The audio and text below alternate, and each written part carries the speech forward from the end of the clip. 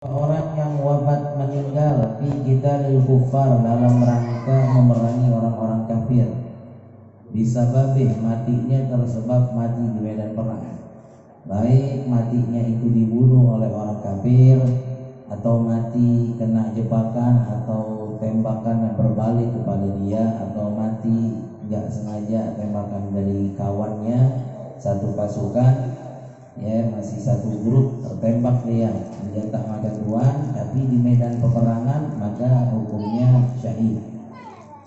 Nah, bagi mereka yang syahid hanya dua ketentuannya, ya hanya dua. Yang pertama dikafankan dan dimakamkan, tidak wajib disolatin, tidak wajib dimandiin, ya. Tapi kufar di sini adalah kufar yang memang kita perangi dalam ranah menegakkan agama, walaupun di situ terselip ada tujuan duniawiyah untuk mengambil rampasan. Nah, maka kesampingkan di sini orang yang mati dalam memerangi orang-orang fasik, memberontak, selama dia berasaskan syahadat orang yang Islam, walaupun kita lihat ahli maksiat, maka orang yang meninggal melawan mereka itu tidak dihukumkan syahid. Tetap 4 ketentuan.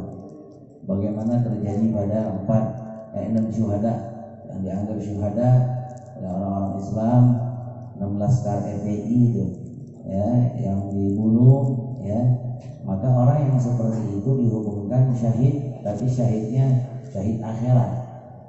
Ya, karena mereka memerangi bukan orang kafir. Ya, walaupun jahat bagaimanapun, selama bukan orang kafir, dia ini wajib 4. Ya, mesti dimandiin, dikafanin, disolatin, dimakamin. Tapi orang itu dikatakan orang yang syahid. Jadi syahid tidak dijelaskan, syahid ada 3. Ada syahid dunia, ada syahid akhirat, ada syahid dunia akhirat. Nah, kalau yang 2 ketentuannya itu syahid dunia akhirat atau syahid dunia.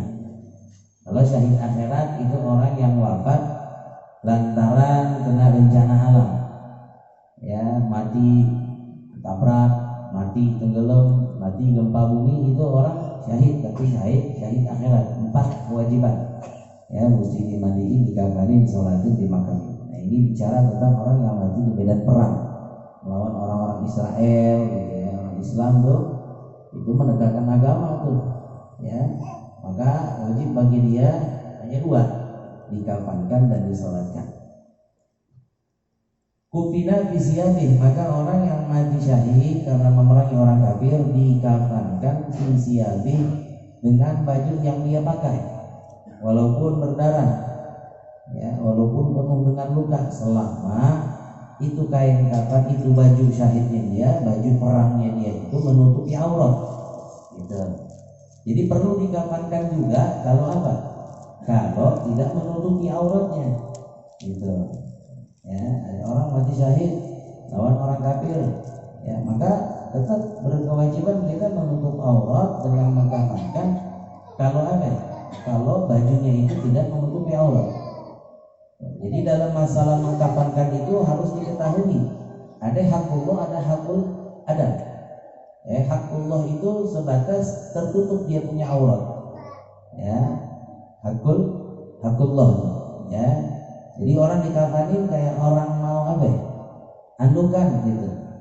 Jadi badan yang terlihat, ya, selama pusar sama dengkulnya itu kagak kelihatan, maka cukup bagi dia. Ya, cuma jangan kayak begitu juga, ya, kayak orang sholat kagak pakai peci, ya, orang sholat pakai andukan atau pakai sarung, nggak pakai baju, dihukumkan sah, ya sah, ya, tapi nggak ada adab. Apalagi kalau yang dimakamkan, yang dikafankan ini orang tua kita, orang yang berharga, keluarga kita, maka kita mesti tahu kesempurnaannya, ya. Jadi dalam masalah mengkafankan itu ada hak Allah, ya, hak Allah itu sebatas apa? Sebatas pusar sama dengkulnya itu tertutup, ya, hak manusia dia sebagai seorang itu tertutup dia punya auratnya. Kalau yang sempurnanya itu sudah kita sama ketahui 3 kain kafan, 3 lembar kain kafan. Tapi Ya ini untuk mendapatkan sunnah yang banyak, karena ini adalah detik terakhirnya seseorang itu berbakti kepada orang tuanya, berbakti pada keluarganya, kepada gurunya. Maka perihal yang sifatnya itu untuk memakamkan, untuk maslahat akhirat, itu kita sempurnakan. Maka kita sebagai seorang anak, ya seorang kerabat terhadap keluarga kita yang meninggal mesti tahu. Jangan kita serahin aja langsung, siapa ini amilnya, siapa yang bekerja nih, ya siapa yang biasa ngurusin mayit, tanpa kita pedulikan. Nah itu sangat rugi. Ya seorang tua memiliki anak, tapi anaknya nggak peduli dalam perihal yang seperti itu. Karena banyak fadilah keutamaan yang bisa diberikan sama yang masih hidup kalau kita mengetahuinya. Dan ini juga nggak semua orang tahu. Ya bahkan si amil pun juga nggak tahu. Ya kalau dia kagak ngaji di majelis, dia tidak kaji dalam kitab-kitab fikih, di mana orang tahu ini tiga apa ya? 3 helai kain. Nah ini udah mendapatkan sunnah, tapi dia harus tahu nih 3 helai kain itu, kain yang digunakan itu menutupi badannya dia. Nah, dia kata badannya lebar begini, cukup nggak kira-kira 1 meter? Nanya tuh tahu nggak kira-kira kain kapan itu biasanya berapa meter lebarnya? Tuh. Jadi kain yang harus digunakan itu kain yang lebar. Lebarnya itu dengan catatan bisa menutupi tubuhnya dia. Andai kata tubuh si mayit ditaruh di tengah, itu kain bisa nutupin nggak seluruhnya? Kalau tertutup, dia telah memadai untuk dikatakan 1 helai kain. Ya selipat, itu baru 1. Sunnahnya berapa tadi? 3. Ya, jadi tetap gimana tuh caranya? Ya itu dijelaskan lewat masalah jenazah. Ya ini agak panjang, kita yang belajar sakinatul najah aja itu nggak terlalu detail.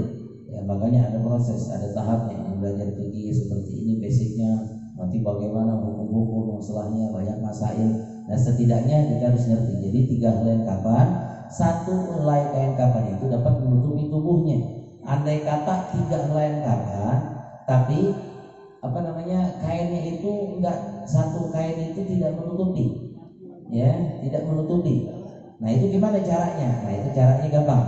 Ya itu kain yang pertama ditaruh di tengah, ditiban tuh, ditiban. Sekiranya nanti andai kata 3 kain dapat menutupi, itu tidak mendapatkan sunnah, itu dianggapnya 1, walaupun digunakan 3 helai kapan. Andai kata 3 helai kapan nih, tapi 1 helai kapan itu tidak dapat menutupi tubuhnya. Sehingga cara dia menutupi itu harus dengan 2 atau 3. Ya gimana? Gak apa-apa. Ya udah taruh tuh kain pertama ditubuhkan, yang kedua agak digeser. Nih kalau ada contohnya enak gitu. Ya 1, 2, 3. Ya, nah itu main taruh di tengah itu. Nah itu 1 kain kapan itu tidak menutupi itu, sehingga membutuhkan 2 atau 3. Maka 2 atau 3 itu dianggap 1. Belum mendapatkan sunnah. Ya kalau mendapatkan sunnah itu harus 3 kain kapan. Nah kain kapan itu menutupi itu, 1 helai kain kapan menutupi tubuhnya, gitu. Ya jadi kadang-kadang kita mesti ngerti itu. Ya kita pengen dapat nih sunnah yang paling afdol buat orang-orang yang kita cintai. Ya di masa terakhirnya di dunia sebelum dia ke barzakh. Jadi kita harus ngerti menjalankan hukum-hukumnya. Itu kainnya ditaburin dulu, pakai cendana. Sebelum dicendanain pakai bubuk cendana, kita buburin dulu. Itu sunnahnya tuh, kita buburin dulu. Habis kita buburin, nah ini ada lagi nih, ilmu, dalam kitab Fathul Alam dijelaskan, bagaimana si mayit ini supaya dia aman dari adab kubur. Udah kita tutup, kita ceritain langsung tutup dah tuh. Yang penting tahu tuh tadi helai kapan tadi itu dianggap dia memenuhi 1 helai kain kapan kalau 1 helai tadi dapat menutup tubuhnya. Kalau 1 nggak cukup, butuh 2, maka 2 itu dianggap 1. Gitu, paham ya? Jadi kalau emang butuhnya 3 baru menutupi, karena kita nggak tahu standar kain kapan. Ya, mungkin 100 cm dia punya lebarnya. Ya, kalau 100 cm kira-kira menutupi nggak? Kalau orang yang kecil mungkin nutup. Ya, kalau orang yang gede gimana itu? Nutup nggak? Ya, mesti tahu dia. Ya, kita buburin. Berapa? Nggak sampai. Nah itu nggak sampai tuh, makanya kita motong lagi, kita cari. Kita kadang-kadang nggak peduli hal kayak gitu, udah langsung kita serahkan kepada amil nih, siapa yang ngerti nih, telepon langsung. Ya, nggak apa-apa emang kalau kita bukan pakai di situ, tapi kita pantau kan, kita orang pengajian. Ya, jadi kita tahu nih kerabat kita yang meninggal, ya. Kita bukurin dulu, habis kita bukurin. Dalam cara ikatnya juga diajarin. Ya, cara ikatnya kayak gimana, ya. Jadi sediakan dulu ke helai kain kapan, yang satu helainya itu taruhlah badan kita kalau terbungkus berapa senti itu mestinya. Pego 150 cm, kalau tadi 90, tutup apa enggak tuh? Ada kata tutup enggak apa-apa, tergantung badan orang. Ya, ini badan orang cukupnya 150, berarti 150 cm itu buat lebarnya satu helai kain kapan. Ya, ada kata enggak cukup, maka itu tidak dianggap satu helai kapan. Ya, kalau emang cukupnya buat menutupi dua, maka dua itu dihitung satu. Gitu, ya. Jadi kalau emang cukupnya dua tuh kayaknya berarti butuhnya berapa tuh? 6. Ya, 6 dikalikan 2, kalau emang nggak cukup 2, 3 gitu ya. Talinya disiapin 5, ya, 5 ikatan, 5 utas talinya dari apa ya? Dari benang, jangan dari apa? Yang dari tarabiat lagi tambang, ya.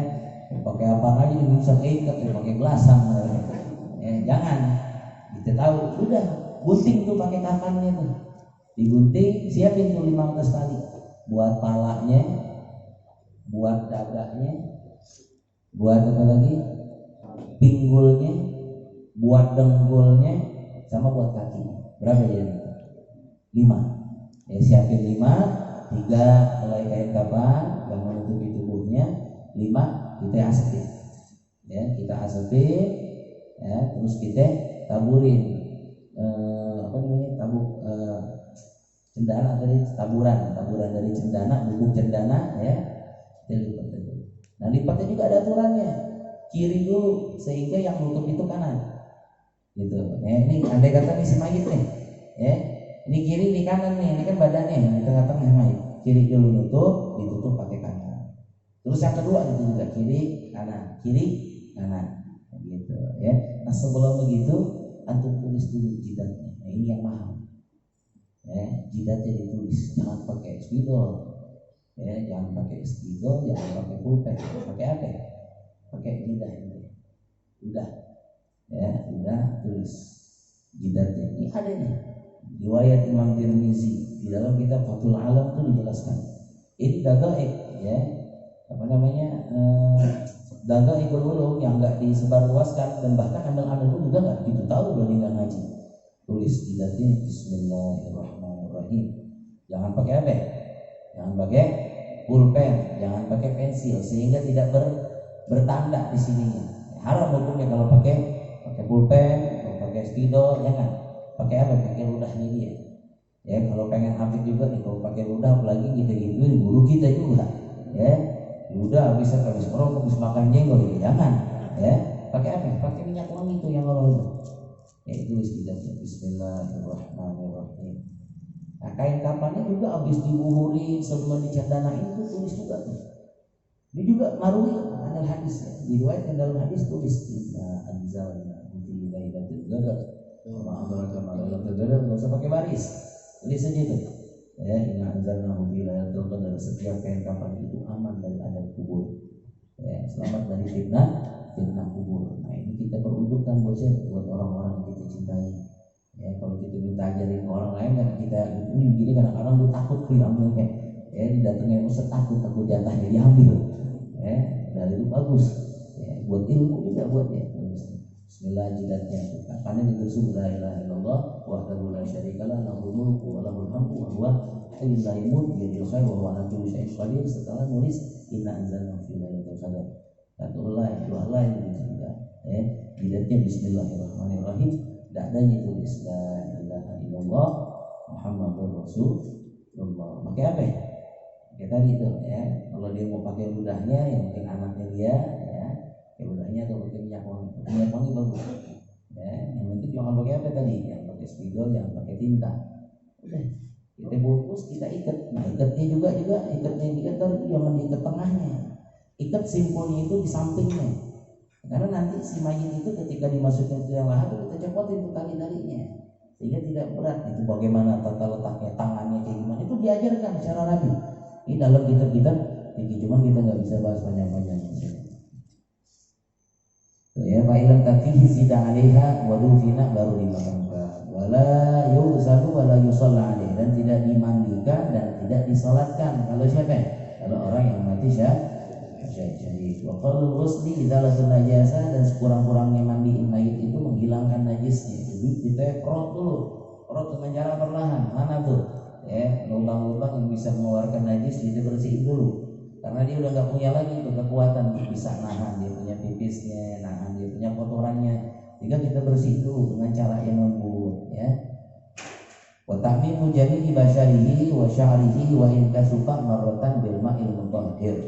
Lalu dia alirkan seluruh tubuhnya, baik kulitnya maupun bulunya, rambutnya, sekalipun tegak, sekalipun tebal, marratan. Cukup sekali aja. Itu kita ambil wajibnya. Kalau sunnahnya 3 kali, karena dikasih tahu tuh ya, malam Senin lalu tuh ya, bagaimana yang mana dulu yang mesti digituin. Jelasin waktu itu tuh, ya. Tangannya gimana, bagian sikil aiman, sikil aisar. Kemarin tuh Bang, ada rekamannya, bisa diulang lagi, dipanjangin lagi lama. Bilma ilmu tahir, dengan air yang suci mensucikan. Wa aqallul kafan, dan sekurang-kurangnya kafan cukup dari situ.